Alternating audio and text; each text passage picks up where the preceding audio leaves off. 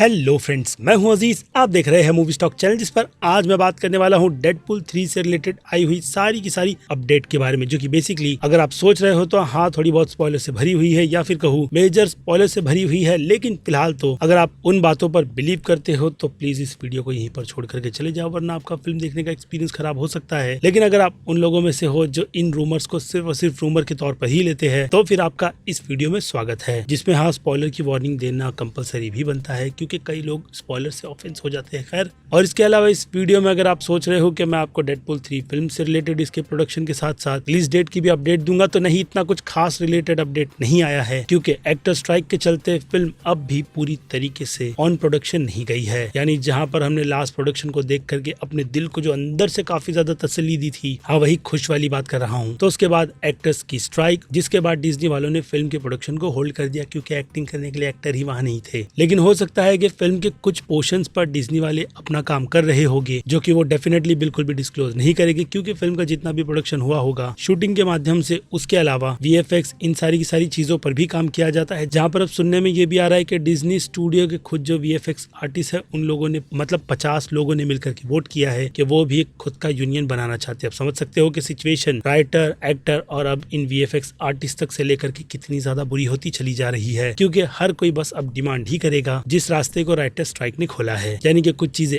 अच्छे के लिए हो रही है तो कुछ काफी ज्यादा बुरे के लिए, जिनमें से फैंस के लिए तो ये सारी की सारी अपडेट बुरी ही है। और वो जो कंटेंट लवर है, खास करके मुझ जैसे, वो एक अच्छे से अच्छा कंटेंट देखना चाहते हैं। इसलिए इस तरीके की स्ट्राइक मुझे लगता है प्रोड्यूसर्स और सभी के लिए एक ऐसा लेसन होगा। कुछ फिल्मों के अच्छे बॉक्स ऑफिस नंबर को छोड़ करके फिलहाल तो चल रहे हैं वो राइटिंग के बेसिस पर ही है, जो फिलहाल तो अच्छी नहीं चल रही। लेकिन खैर, मेरी बात चल रही थी डेडपूल 3 फिल्म की रिलीज डेट को लेकर के, तो वो अब भी ऑफिशियल उसकी रिलीज डेट पर ही सेट है, यानी कि 3 मई साल 2024 पर, जिस पर अब ये फिल्म कब तक टिकेगी वो तो आने वाला वक्त ही बताएगा। क्योंकि उससे हटकर अब इस फिल्म की कुछ और इंटरेस्टिंग या फिर कहूँ काफी माइंड ब्लोइंग डिटेल्स की बात की जाए, तो वहीं उस पर बढ़ने से पहले बनेगी छोटी मोटी सी रिक्वेस्ट, क्योंकि इंट्रो भी लगाना है। इसलिए चैनल को सब्सक्राइब, वीडियो को लाइक और शेयर करना बिल्कुल भी मत भूलिएगा। और फिर इसके बाद इंट्रो।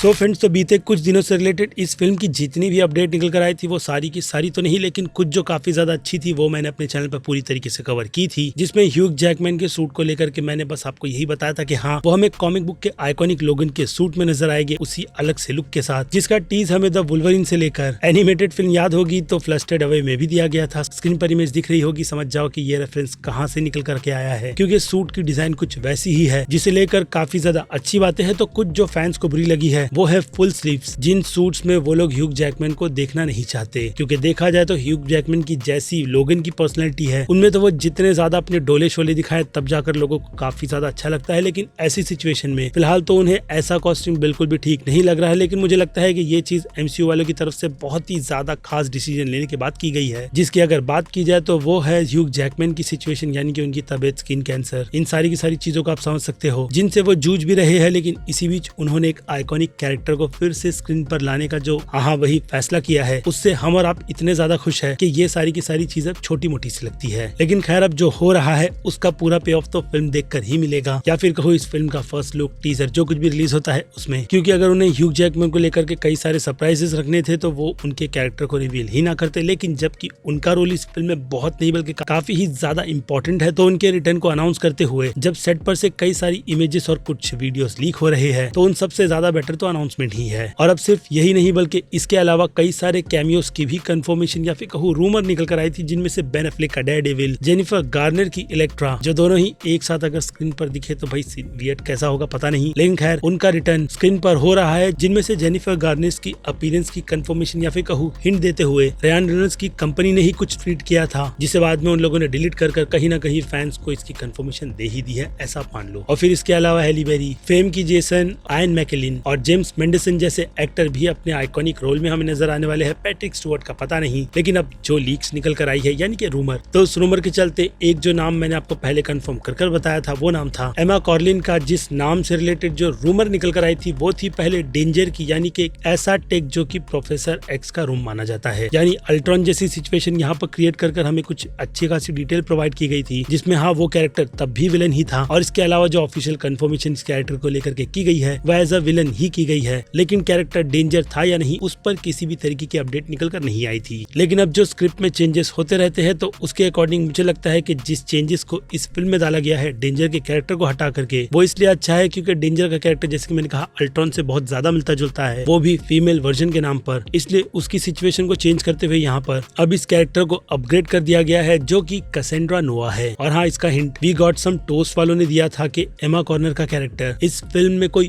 और नहीं बल्कि कैसेंड्रा नोवा के कैरेक्टर का रोल प्ले करेगी, जो कैरेक्टर आपको स्क्रीन पर दिख भी रहा होगा। लेकिन इससे रिलेटेड अगर आपके दिमाग में क्वेश्चन चल रहे हैं तो इस कैरेक्टर की कॉमिक बुक में बचपन में ही हत्या कर दी गई थी, यानी कि एक मिसकैरेज हुआ था, वो भी माइंड की साइकिक पावर से, जो हाँ एमसीयू के यूनिवर्स में नहीं बल्कि पूरे मार्वल के यूनिवर्स में अगर कोई जेन के पहले होल्ड करता है तो वो सिर्फ और सिर्फ प्रोफेसर एक्स है, जिन्होंने बचपन में ही अपनी माँ के पेट में अपनी बहन को जान से मार दिया था क्योंकि वो एक इविल प्रेजेंट थी। जिसके बाद फिर क्या कॉमिक बुक में वो कैरेक्टर बस एक एंटिटी के तौर पर ऐसी ही घूम रही थी, जिसके बाद जाकर के उसको उसका खुद का शरीर मिला, या फिर कहूँ जिस डीएनए को ममडा रे नाम के ऐसे कोई कॉमिक बुक कैरेक्टर है उसने लिया था और उसने खुद ही पर कई सारे एक्सपेरिमेंट कर कहीं ना कहीं उसकी मेमोरीज के साथ साथ खुद को पूरी तरीके से कनेक्ट कर दिया था। जिसके बाद फिर क्या वो बन गई कैसेंड्रा नोवा का कैरेक्टर और उसके बाद उसकी खुद की बॉडी प्रोफेसर एक्स जैसा दिखना, अगेन मैं आपको कहूंगा स्क्रीन पर दिख रहा होगा, जिससे कि उसका कॉमिक बुक में जो कि एक मोटिव था वो था अपने भाई को अपने हाथों से मारना, जो कि एक हिसाब से कॉमिक बुक की ओरिजिन है। जिनमें से आपको ये भी बात भूलनी नहीं चाहिए कि ये काफी पावरफुल कैरेक्टर है, जिसकी एंट्री में ही उसने हजारों म्यूटेंट्स को मार दिया था। लेकिन खैर, अगर कॉमिक बुक से हटकर फिल्म के ट्रैक पर बढ़े तो फिल्म के ट्रैक पे इस कहानी को अगर कहीं पर जगह दी गई है तो वो है एमसीयू के यूनिवर्स का अर्थ 838। जी हाँ, वही 838 अर्थ जहाँ पर वांडा ने जाकर केओस मचाया था और उसी केओस में उसने अपने हाथों से प्रोफेसर एक्स के कैरेक्टर को मारा है। जिसके बाद अगर कुछ रूमर को वहाँ पर कनेक्ट किया जाए तो प्रोफेसर एक्स के मरने के बाद इल्यूमिनाटी उन सभी को छोड़ करके मैग्नेटो का कैरेक्टर टेक ओवर करता है और वो भी कहीं ना कहीं रूमर के तौर पर इस फिल्म का विलन है। अगेन इस पर एक वीडियो बनाई थी, लिंक आपको ऊपर यही कहीं आई बटन पर दिख रहा होगा, क्लिक करके समझ लेना। इसके हटकर सीधे ट्रैक पर आए तो अब उस स्टोरी में इसी रूमर को कंफर्म करते हुए ये भी बताया गया है कि इस फिल्म में एक से कई ज्यादा विलन्स भी है, लेकिन कौन कौन होंगे उनके फिलहाल तो नामों की कंफर्मेशन नहीं की गई, इसलिए रूमर के तौर पर ही बढ़े तो मैग्नेटो और उसकी क्रिएट की गई टीम जिसमें जेन, स्ट्रॉम, साइक्लोप्स ये सारे के सारे कैरेक्टर्स होंगे। तो वहीं दूसरी तरफ प्रोफेसर एक्स की बहन हाँ कैसेंड्रा नोवा का कैरेक्टर भी रहेगा, जिसका अब अपने भाई को मारने का मकसद नहीं बल्कि मार्वल की मेन टाइमलाइन के साथ छेड़छाड़ करने का है, जो कि अर्थ 616 है। ऐसे में अगर मल्टीवर्स के कॉन्सेप्ट को यहाँ पर इंक्लूड किया जाएगा तो उसमें मुझे पता नहीं कि केबल की वॉच को लेकर के मल्टीवर्स में ट्रैवल कैसे किया जाएगा, क्योंकि वो time travel past, present, future इन्हीं सभी में चलता है, जिसमें केबल की वॉच को लेकर के टाइम ट्रैवल के कॉन्सेप्ट को इंट्रोड्यूस किया जाएगा, जिसमें हाँ केबल का कैरेक्टर नहीं है। और बात रही उस वॉच की तो उस वॉच को और टीवीए का कॉन्सेप्ट, मॉर्बियस, लोकी, इन सभी को भी इस फिल्म में अगर उम्र के तौर पर जगह दी जा रही है तो वो असल मायने में मल्टीवर्स ऑफ मैडनेस है, जिस टाइटल को मुझे लगता है कि ये फिल्म इस मामले में डिजर्व करती है। लेकिन फिर से कहूंगा उम्मीदें ज्यादा ना रखो, या फिर चोरी से कह दूं कि काफी ज्यादा उम्मीदें रखो, बहुत ही ज्यादा अच्छी है, जिससे कि ये फिल्म हमें बिल्कुल भी डिसअपॉइंट नहीं करेगी। लेकिन उससे हटकर फिर से बात की जाए कैसेंड्रा नोवा के कैरेक्टर की, तो इस कैरेक्टर के इस अपीयरेंस के साथ साथ इस फिल्म में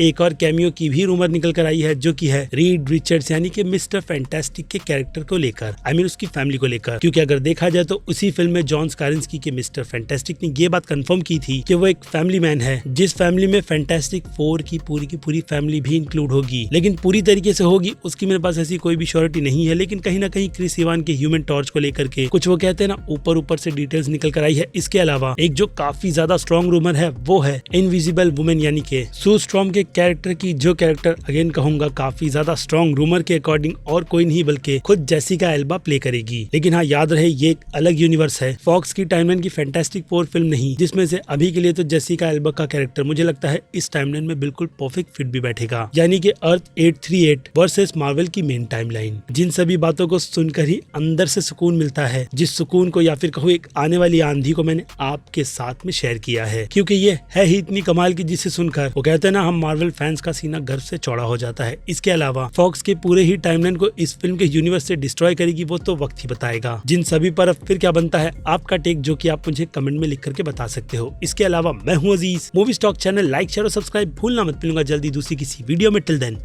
बाय।